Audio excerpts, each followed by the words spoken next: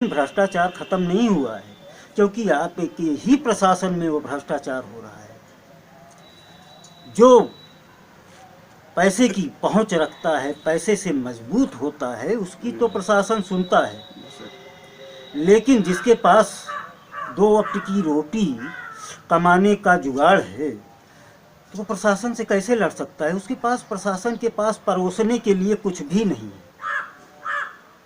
क्या मामला है, क्या मैटर है, कुछ आप बताएं। मैटर है कि मैटर है कि मैं बाहर सऊदी दुबई रहता था। 14 साल मैं बाहर 2007 में मैं आया। ये सामने जो है सरिया था जी, ये बाप की प्रॉपर्टी है सब जी, 132 फीट ऐसा मकान के साइड में है जी, ये दुकान के साइड में 70 फीट है जी, तो ये सरिया थी। इससे मुकदमा सरिया का मुकदमा चला था इसे अब्दुल रशीद से। जी। वो सारी कहानी छोड़ दीजिए। अच्छा। आप 2021 से मुकदमा आपने दायर किया, कोर्ट के हवाले किया पूरे केस को। उसके बाद में आप को परेशानी कहाँ हो रही है? जब मामला प्रशासन से परेशानी, किस तरह की परेशानी हो रही है? एक पूर्व थानाध्यक्ष सीताराम यादव थे। धम्मौर का प्रकरण है। धम्मौर का। मित्रों, मैं उत्तर प्रदेश के सुल्तानपुर जिले में धम्मौर नामक एक बाजार पड़ती है, महज जिला मुख्यालय से 15 किलोमीटर की दूरी पर, सुल्तानपुर टू रायबरेली राजमार्ग पर।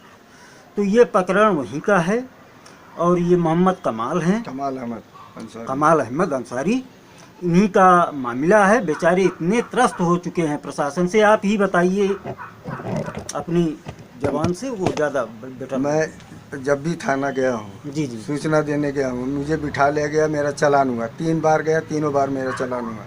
जी, समझे? जी जी। उसका मेरे पास रिपोर्ट है। अगली पार्टी को, जैसे मैं एसपी साहब को देता हूँ, दरखास्त देता हूँ, एसडीएम साहब को देता हूँ, कहीं भी देता हूँ, तो उसमें आख्या भेज देते हैं कि दोनों को कहने का मतलब कि इसमें अगर देखा जाए तो आपकी, अगर आप कहीं ऊंचे अधिकारियों के पास, एसडीएम के पास या एसपी के पास, ये पेपर है हमारे पास जी, आपने एप्लीकेशन प्रभारी यानी समाधान दिवस पे दिया था, तहसील दिवस पे समाधान दिवस।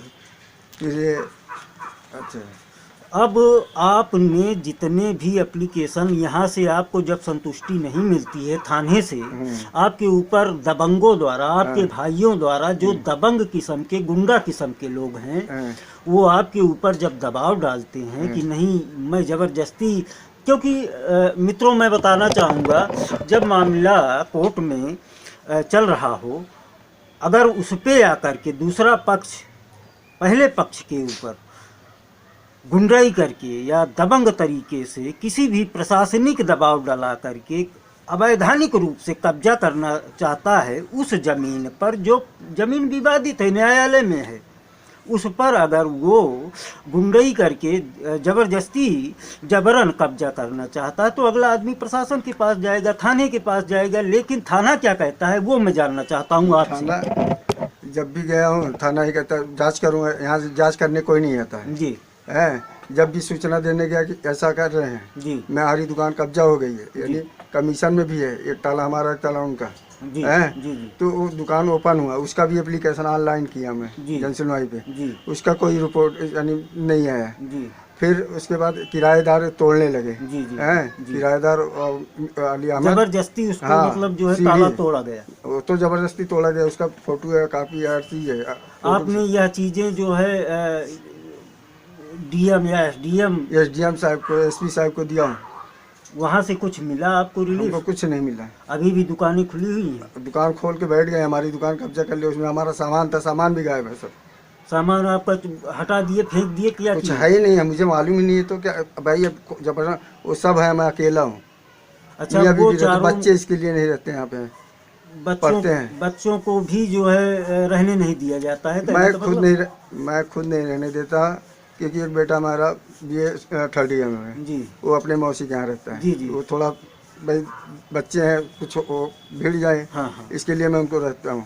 छोटा बेटा मेरा मदरसे में पढ़ता है, वहाँ रोनाई में जी, वो मदरसे में ही रहता है जी, समझे, छुट्टी होता है तो आता है वो जी, समझे। 2 बेटे हैं, बेटी की शादी कर दी, अपने घर रहती है जी, मैं मियाँ बीवी रहता हूँ यहाँ पे, बाकी ये पूरा परिवार जो है हावी है। अभी हमारा खेत, हाँ आपका खेत क्या हुआ वो भी प्रकरण कुछ सुनाई में आया, खेत देख लीजिए।